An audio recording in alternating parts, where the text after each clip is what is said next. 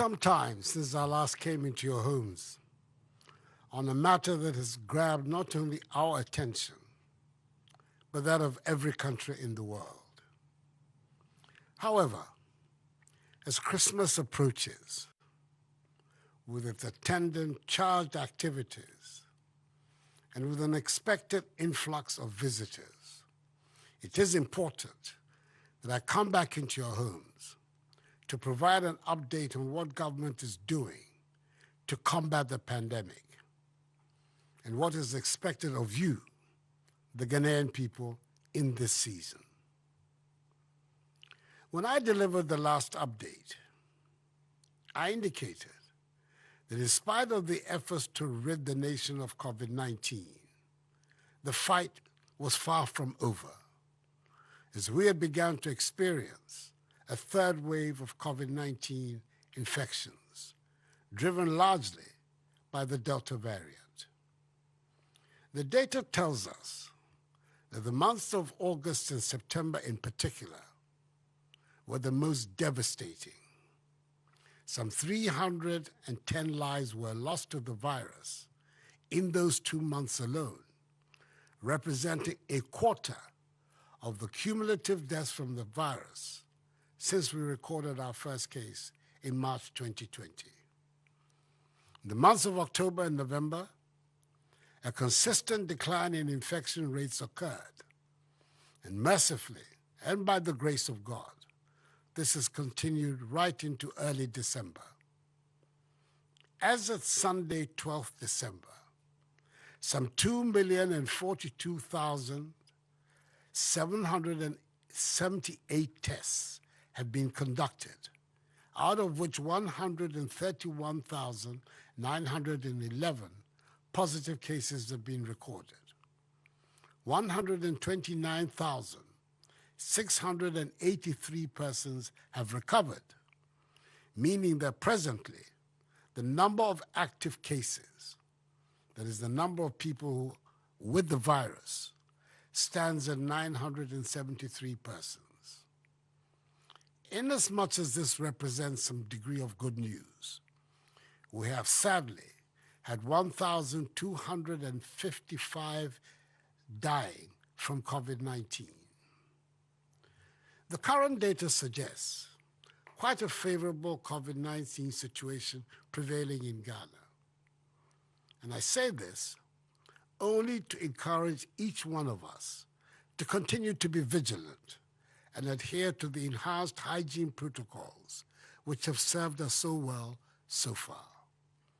3 regions, i.e. Ashanti, Greater Accra, and Volta, have the bulk of infections.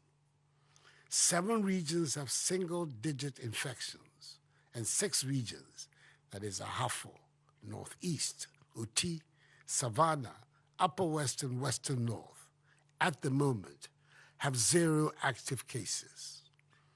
We must do everything possible, at the very least, to maintain this situation, especially as the festive season approaches. Whilst these numbers should normally provide us with some comfort as far as the virus is concerned, I'm a firm believer in the oft-cited adage that it is better to be safe than sorry. We're expecting in this month of Christmas a large number of visitors, overseas Ghanaians and foreigners, into the country, with the Immigration Service doing a yeoman's job by intercepting many foreign nationals trying to enter the country through unapproved routes. The government's concern has been to limit the importation of the virus through the Kotoka International Airport. As things stand, international passengers arriving at Kotoka constitute the highest source of infections in the country, leading us to take drastic measures recently to prevent the importation of the virus from increasing the numbers of infections in the country. The Ghana Health Service tells us that an overwhelming majority, that is 75% of the positive cases recorded at Kotoka have come from passengers who are not vaccinated. Beginning yesterday, Tuesday, 14th December, government has decided that all visitors coming to Ghana have to be fully vaccinated. Furthermore, all persons seeking to travel outside the country must also be fully vaccinated. Fully vaccinated passengers coming to Ghana must, in addition, be in possession of a negative PCR test of not more than 72 hours, and also take a mandatory COVID test upon arrival at the airport. Children aged 5 to 12 will not pay for the test. Any passenger testing positive at the airport will be kept in isolation at a designated isolation facility, and non-Ghanaian will receive treatment at his or her own cost.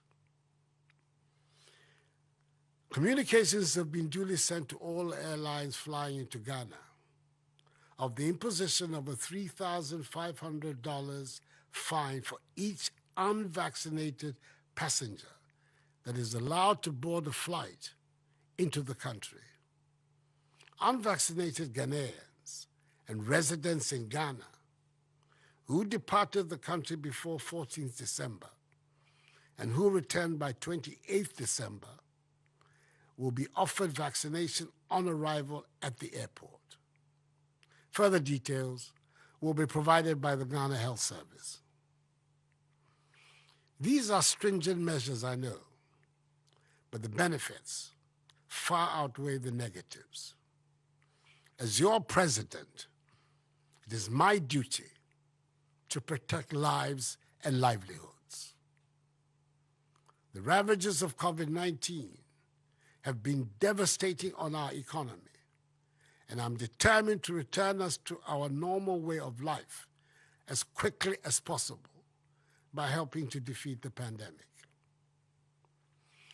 Fellow Ghanaians, as I indicated at the outset, the month of December elicits naturally an increase in the number of social gatherings in the country.